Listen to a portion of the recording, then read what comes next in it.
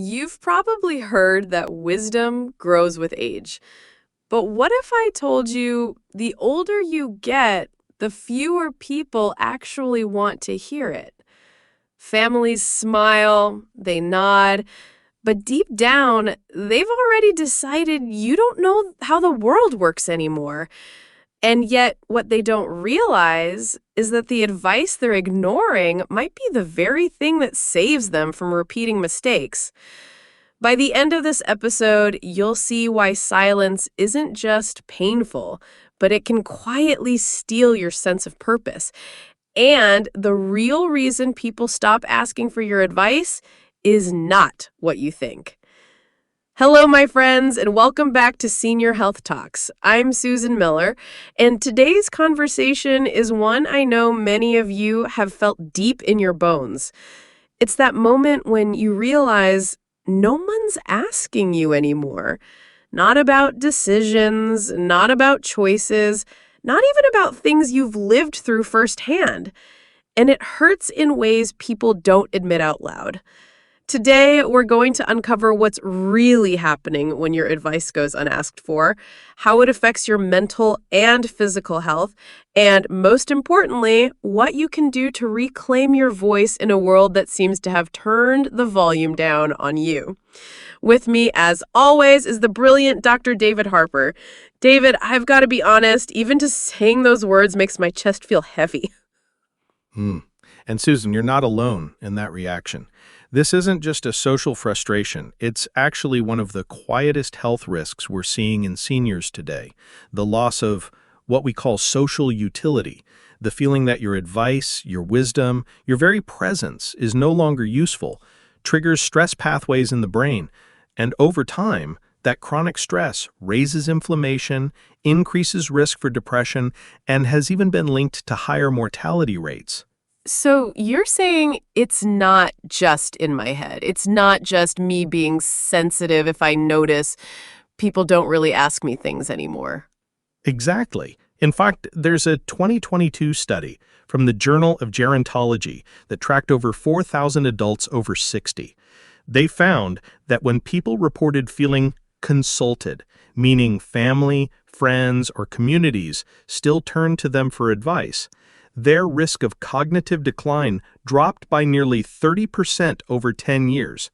30%, just from feeling like their wisdom mattered. 30%? Wow, that's not small. That's life-changing. And yet, David, I can hear the voices of our listeners saying, but what if my kids don't ask? What if my neighbors don't listen? Am I just supposed to sit here and watch myself fade into the background? Here's the thing. Most people think the reason they're not asked is because their advice is outdated. But that's only half true. The deeper reason is more subtle, and it's about power dynamics. See, when adult children stop asking parents for advice, it's not always because they don't value it. It's often because they're trying to prove independence. And independence, Susan, often overshadows gratitude. Oh, that makes sense. I remember when my daughter bought her first car. I could have told her 10 things to check before signing the papers because I had learned them the hard way. But she just waved me off, said, "Mom, I've got it." Later, when the car broke down within months, she admitted I was right, but she still hadn't asked before making the decision. And that's a perfect example. When advice isn't asked for, it's often not about the content. It's about the stage of life the asker is in. They're saying, I need to prove I can do this on my own. Unfortunately, that leaves the giver, in this case the parent, feeling sidelined. But here's the cliffhanger, Susan. When seniors internalize that silence as rejection, it starts a biological chain reaction most people don't know about. Wait, biological? You mean this emotional pain isn't just emotional? Exactly.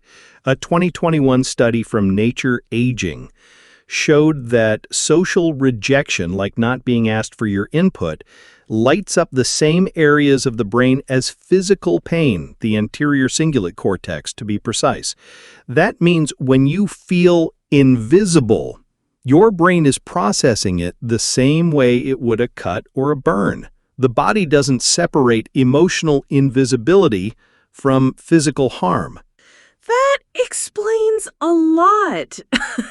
Because I know people who said, it hurts not being asked anymore, and we usually laugh it off. But what you're saying is, it really does hurt. It really does. And the kicker is, when that pain becomes chronic, when every holiday dinner, every phone call reinforces the silence, it raises cortisol levels. That cortisol then raises blood pressure, impairs immune response, and even weakens bone density. So yes, not being asked for your advice isn't just disappointing. It can literally wear down your body. And that's terrifying, David, because so many of us, we don't want to be a burden, so we don't speak up about this. We just swallow it. Which is why talking about it here is so important, because the silence isn't just around the table, it's inside our health too.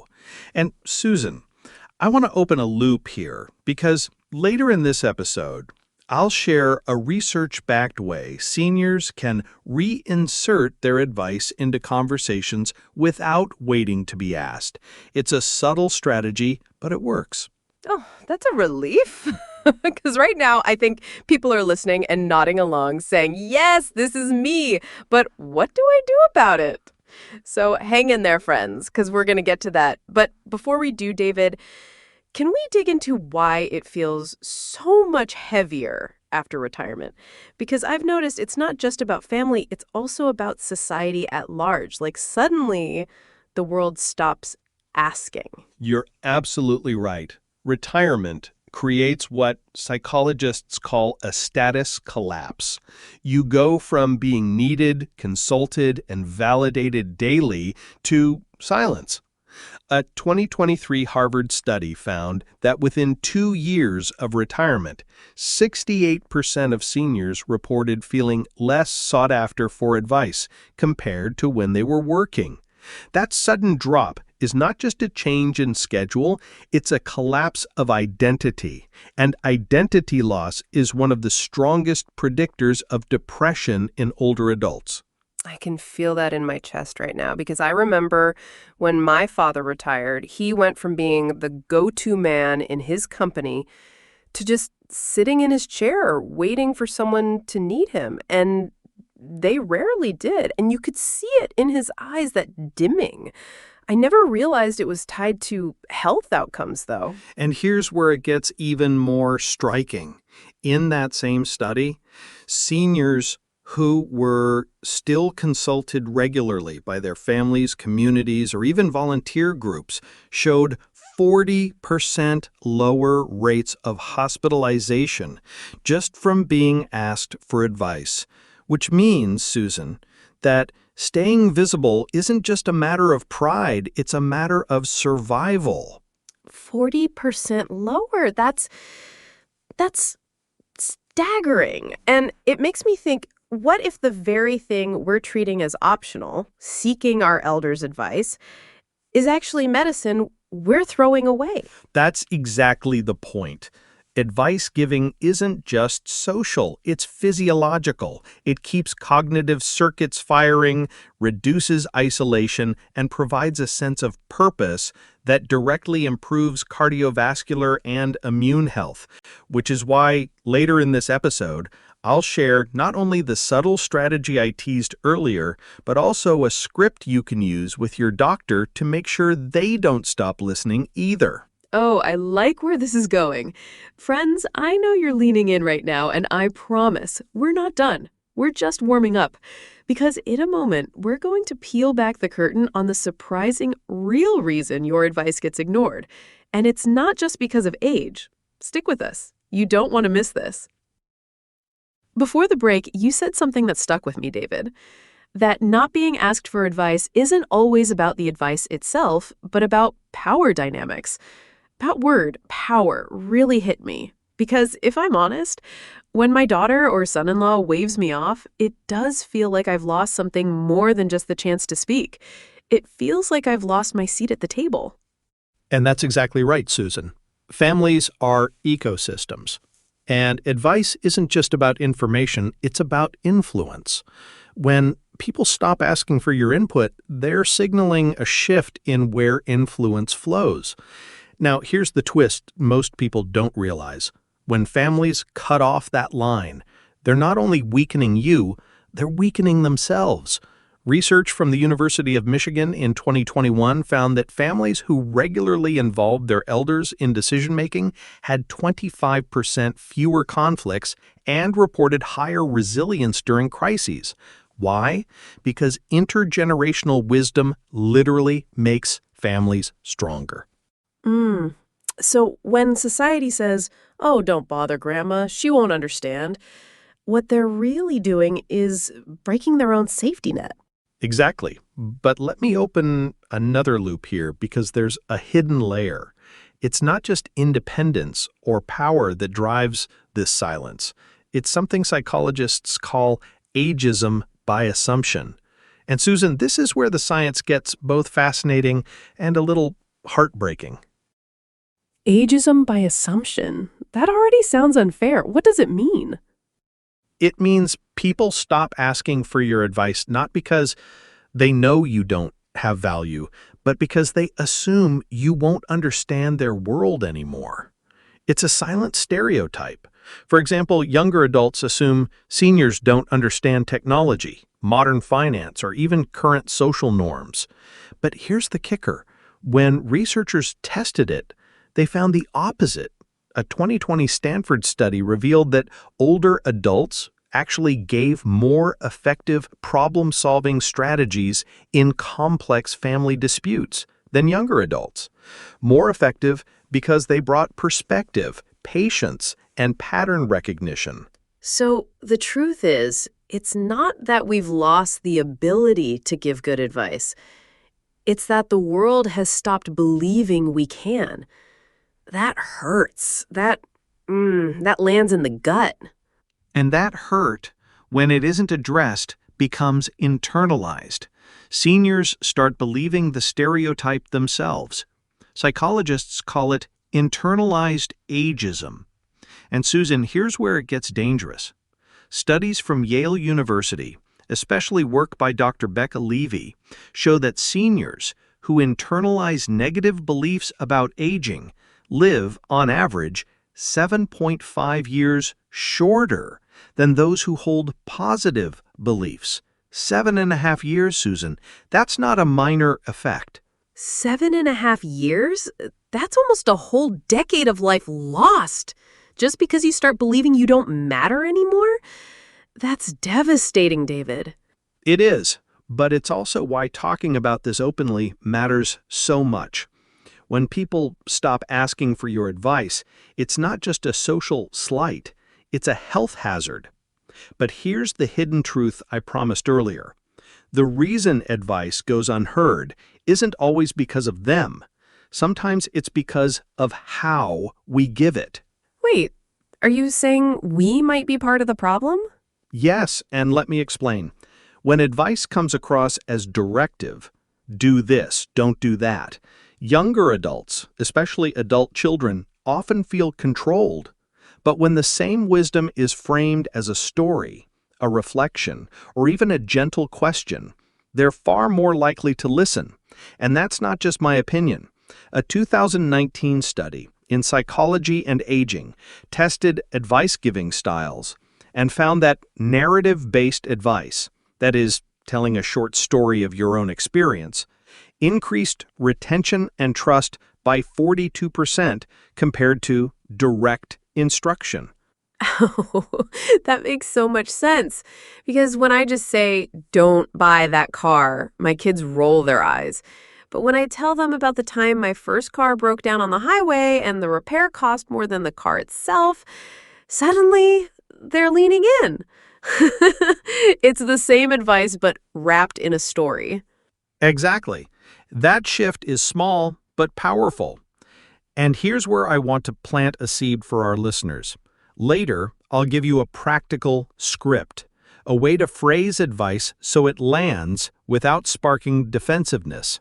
It's one of the simplest changes you can make, and it dramatically increases the chances your voice will be heard. I love that. Friends, don't go anywhere. You need to hear that script. But before we get to it, David, I want to pause here because I know so many people listening are thinking, it's too late for me. My family already stopped asking years ago. The damage is done. What do you say to them? I say this, it's never too late to reclaim your voice. And here's why. A 2022 Lancet review on social engagement interventions found that even seniors who had been sidelined for decades saw significant improvements in mood, sleep, and even blood sugar regulation when they re-entered active advice roles, whether through family, peer groups, or volunteering. The brain responds almost immediately to being needed again. Purpose doesn't have an expiration date. That feels like hope. Because honestly, David, I've had those quiet nights where I thought, well, I guess I'm just done. Nobody's coming to me anymore. But hearing that the brain can bounce back, that we can step back into usefulness, it's like opening a window in a stuffy room. Beautifully said, Susan. And let me add, sometimes it's not about waiting for family to come to you. It's about creating new circles where your advice matters. Peer mentoring, community programs, even online forums. These are all modern platforms where seniors' voices are not just heard, but sought after. And here's the cliffhanger I want to leave hanging for our listeners. Later, I'll share a case study of a 74-year-old man who went from being completely ignored by his kids to running a community program where his advice literally saved lives. And it all started with one subtle shift. Oh, I can't wait to hear that. And I know our listeners are sitting on the edge of their chairs. But before we go into that story, David, can we talk about doctors? Because if there's one place seniors tell me they feel invisible, it's in the doctor's office. The irony is almost painful. We're not asked at home, and then we're not listened to at the clinic either. You're right, and that's one of the biggest health risks of all. Studies show that seniors are interrupted within 18 seconds of starting to describe their symptoms to a doctor. 18 seconds. That's not advice being ignored. That's health information being lost. And the consequences can be catastrophic. I felt that because I've had appointments where I left thinking, did they even hear me? Or did they just see my age and assume? And I know our listeners feel that too. And here's where the advice-giving theme comes full circle. If your doctor doesn't ask, you can still insert your voice. Later in this episode, I'll share a proven script that helps seniors get doctors to slow down and listen without confrontation. It's simple, it's respectful, and it works. That feels like a lifeline, David, and I can hear people leaning closer right now. Friends, we're going to get to that, but first, stay with us, because in just a moment, you're going to hear the story of that 74-year-old man who turned invisibility into influence. And trust me, you don't want to miss what he did. All right, David, you've kept us waiting. Tell us about the 74-year-old man who went from being ignored to having people line up for his advice. Because if he can do it, maybe there's hope for all of us. His name was Walter. He was a retired engineer from Ohio. After retirement, his children, grown, busy with their own careers, barely called. When they did, they wanted quick updates, not his wisdom. He told me once, I felt like a piece of old furniture, there but invisible. That silence sent him spiraling into depression. But then one day, at his local senior center, he overheard a younger man worrying about budgeting after losing a job. Walter, who had decades of experience in project management, shared a simple framework he used to balance finances. The man lit up. That moment changed everything. So one small moment flipped the script? Exactly. Walter began volunteering at the center, running weekly problem-solving workshops, finance, home repairs, even relationship advice. Within 6 months, his sessions were packed. People called him a mentor. But here's the health miracle. His depressive symptoms dropped by 60%. His blood pressure normalized and his doctor reduced his medications. And it wasn't luck. It was biology responding to purpose. His brain was reactivated by being needed again. That gives me chills. Because it says invisibility is not permanent. One conversation can reignite the spark. And here's the takeaway. You don't have to wait for your family to ask. You can position your wisdom where it's valued. That might be through mentoring, volunteering, even storytelling groups. The point is, your advice still matters. The world just needs you to deliver it in the right arena. And maybe in the right wrapping, too. Like you said earlier, story, not orders. Exactly. And now, as promised, here's that script you can use at home. The next time you want to give advice but you're afraid it'll be brushed off, try this. Instead of saying, "You should do this," start with, "Can I share what happened when I went through something similar?" That one phrase, "Can I share?" changes the dynamic. It shifts from directive to invitation. Research shows people are 3 times more likely to listen when advice is framed as a shared experience rather than an instruction. Can I share what happened when I went through something similar? Oh, that feels gentle, respectful, and it lets the other person open the door. Exactly. And seniors who use this approach report less conflict and more genuine engagement. It's not about silencing yourself, it's about opening the channel. Friends, I hope you write that down, because that one phrase could change the entire way your voice lands in your family.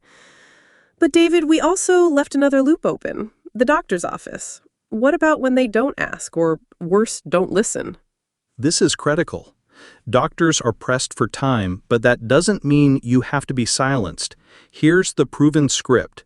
When the doctor interrupts or rushes you, calmly say, "I want to make sure you have the full picture, because my experience may change your recommendation." That phrase, "full picture," triggers the physician's own training. They know they can't give proper care without complete information. And studies from the Annals of Family Medicine show that patients who use assertive yet respectful statements are 47% more likely to have their concerns fully addressed. That's empowering, because so many seniors feel, well, powerless in that room. But hearing that you can use just one sentence to shift the dynamic, it's a lifeline. And it matters, Susan, because when seniors feel dismissed, they're more likely to stop reporting symptoms, skip medications, or avoid care altogether. And that spirals into worse outcomes. Reclaiming your voice in the exam room is not optional. It's survival. So the theme running through all of this is clear. Whether it's at the dinner table, the community center, or the clinic, your voice isn't a courtesy. It's health. It's identity. It's life. Exactly, and I want every listener to take this in. Silence is not the end of your story. You are still the keeper of lessons others haven't lived yet. And when you find the right way to offer that wisdom, you not only strengthen others, you strengthen yourself. That feels like the deepest truth we've shared today. And to everyone listening, if you've felt invisible, if you've wondered whether your advice even matters anymore, I hope you leave today knowing it does. It matters for your family, for your community, and for your own health. And Susan, may I add one last thing? Don't wait for the invitation. Create it. Whether that's by framing your stories gently, volunteering your wisdom in new places, or asserting yourself in the doctor's office. The power to be heard isn't gone. It's waiting to be claimed. Beautifully said, David. Friends, thank you for staying with us. I know this episode touched tender places in your heart, as it did mine. But I also know it planted seeds of hope. Your voice is not over. It is still needed. And if you ever doubt that, remember Walter, remember the research, remember the scripts you learned today. Step back in. We'll be right beside you.